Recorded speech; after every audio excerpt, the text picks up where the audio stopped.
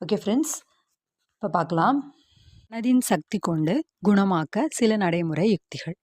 ஒரு பொறியாளரிடம் பாலம் கட்டவோ அல்லது இயந்திரங்கள் செய்வதற்கான செயல்முறை மற்றும் தொழில்நுட்பங்கள் இருக்கும். பொறியாளரைப் போலவே உங்களுடைய மனமும் உங்கள் வாழ்க்கையை ஆட்சி செய்ய, நிர்வகிக்க மற்றும் வழிகாட்டி நடத்தவும் பல நுட்பங்களை கொண்டிருக்கும். அந்த வழிமுறைகளும் நுட்பங்களும் முதன்மையானது என்பதை நீங்கள் உணர வேண்டும்.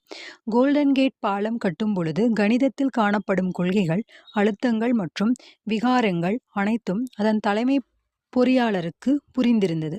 இரண்டாவதாக, நீருக்கு மேல் ஒரு சிறந்த பாலத்தின் படத்தையும் அவர் மனதில் முன்பே கற்பனை செய்து வைத்திருந்தார்.